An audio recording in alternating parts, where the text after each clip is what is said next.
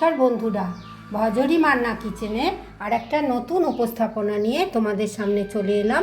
আমার আজকের উপস্থাপনা মাছের ডিম দিয়ে আলু পটলের তরকারি কিভাবে বানালাম, কি কি উপকরণ লাগলো, চলো আমরা দেখে নিই। রান্নাটাও আমরা শুরু করি। এখন বর্ষাকাল, মাছের পেট ভর্তি ডিম থাকে। এই ডিমগুলো দিয়ে আমি একটা রেসিপি করে তোমাদের সঙ্গে শেয়ার করছি। এখানে একটু পটল গোল গোল করে কেটে নিয়েছি, একটু আলু সেদ্ধ করে রেখেছি, টমেটো, কাঁচা লঙ্কা, এসব দিয়ে আমি একটা মাছের ডিমের রেসিপি করে তোমাদের সঙ্গে শেয়ার করছি। সবার প্রথমে এই পেঁয়াজ লঙ্কাটা কেটে রেখেছি, এটা দিয়ে আমি একটু মাছের ডিমটা ভালো করে মাখিয়ে নেব। প্রথমে একটা কড়াইয়ের মধ্যে একটু সর্ষের তেল দিয়ে দিয়েছি, পেঁয়াজ লঙ্কা নুন হলুদ দিয়ে মাছের ডিমগুলো আমি ছেড়ে দিচ্ছি, একটু ভেজে নিচ্ছি।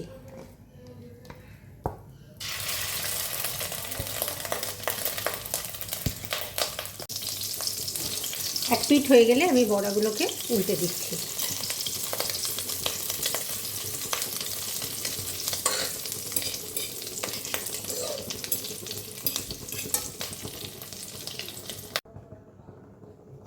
পরবর্তী পর্যায়ে আমি সমস্ত মাছের ডিমগুলোকে ভেজে তুলে নিয়েছি।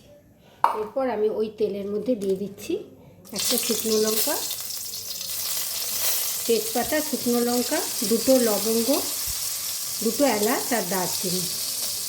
ফোড়নটাকে আমি একটু ভেজে নিচ্ছি। গ্যাসের ফ্লেমটা কমিয়ে দিলাম আর দিয়ে দিচ্ছি একটু গোটা জিরে।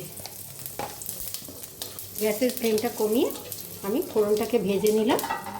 এরপর আমি কেটে রাখা পটলগুলোকে একটু ভেজে নিচ্ছি।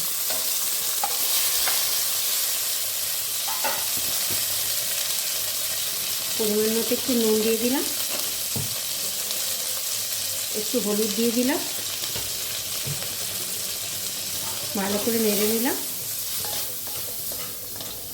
নিয়ে একটা ঢাকা দিয়ে দিলাম পটলগুলো একটু ভাজার জন্য।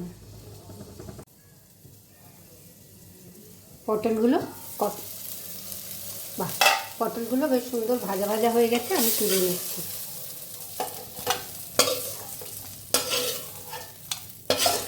পটলগুলো আমি ভেজে তুলে নিলাম। পটলগুলোকে ভেজে তুলে নিয়েছি। এরপরে আমি একটা মিক্সিতে আদা রসুন পেঁয়াজ শুকনো লঙ্কা জিরে সব একসঙ্গে বেটে নিয়েছি, একটা পেস্ট বানিয়েছি। শুকনো লঙ্কা গোটা জিরে আদা রসুন পেঁয়াজ, এটাকে একটু ভালো করে ভেজে নিচ্ছি। দিয়ে দিচ্ছি একটু গোটা জিরে, গুঁড়ো জিরে আর গুঁড়ো কাশ্মীরি মির্চ। মশলাটাকে আর একটু ভেজে নিচ্ছি। মশলার মধ্যে আমি টমেটো আর কাঁচা লঙ্কাটা দিয়ে দিলাম। টমেটোটা একটু ভাজা ভাজা করে নিচ্ছি। 2 মিনিট নাড়াচাড়া করে আমি একটু সেদ্ধ করে রাখা আলু দিয়ে দিলাম। দিয়ে দিচ্ছি একটু হলুদ আর একটু নুন। আলুটা আর একটু ভালো করে আমি ভেজে নিই। আমার সেদ্ধ করাই আছে, একটু জাস্ট ভেজে নিচ্ছি মশলার সঙ্গে। আলুটা আমি মশলার সঙ্গে ভেজে নিয়ে তার মধ্যে দিয়ে দিলাম পটলগুলো, একটু নাড়াচাড়া করে নিচ্ছি। মশলাটা যখন ভাজা হয়ে গেছে, একটা সুন্দর গন্ধ আসছে, সেই সময় একটু জল দিয়ে দিলাম, একটু গরম জল দিয়ে দিলাম। এবার আমি এটাকে ফুটতে ছেড়ে দিচ্ছি। একটা ঢাকা দিয়ে দিলাম, ফুটে যাক। ঢাকাটা খুলে নিই, সেদ্ধ হয়ে গেছে। এবার আমি এর মধ্যে ভেজে রাখা মাছের ডিমগুলো দিয়ে দিলাম, দিয়ে আরেকবার ঢাকা দিয়ে দিলাম। ঢাকা খুললাম। এবার একটুখানি ঘি দিয়ে দিচ্ছি, একটু ঘি আর গরম মশলা দিয়ে দিলাম। ঘি গরম মশলা সব কিছু যখন দিয়ে নামাতে যাব, সেই মুহূর্তে আমি একটা গন্ধরাজ লেবু নিয়েছি, একটু গ্রেটারে গ্রেট করে ওপর থেকে দিয়ে দিচ্ছি। একটা অনবদ্য লেবু, গন্ধরাজ লেবুর গন্ধ আসবে তরকারিটাতে, ফ্লেভারটা খুব ভালো যাবে। আমি ঘষতে ঘষতেই ফ্লেভারটা পাচ্ছি, খুব ভালো লাগছে গন্ধটা। এইভাবে তোমরা একটু গন্ধরাজ লেবু গ্রেট করে দিও, তাহলে তরকারিটা আর একটু টেস্টি হবে। এবার আমি বন্ধ করে দিচ্ছি।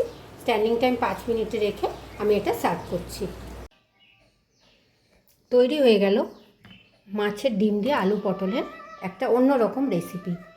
যদি আমার রেসিপিটা তোমাদের ভালো লাগে অনেক লাইক শেয়ার কমেন্ট করো, সাবস্ক্রাইব করে বেল আইকন প্রেস করো, যাতে আমার নিত্য নতুন সমস্ত রান্নার ভিডিও তোমরা সবার আগে দেখতে পাও। কোন বন্ধু কোথা থেকে দেখছো জানিও, রেসিপিটা কেমন লাগলো কমেন্ট বক্সে লিখে জানিও। সবাই খুব ভালো থেকো, সুস্থ থেকো, সাবধানে থেকো। আবার দেখা হচ্ছে নতুন কোনো ভিডিও নিয়ে, ততক্ষণ অবধি ধন্যবাদ।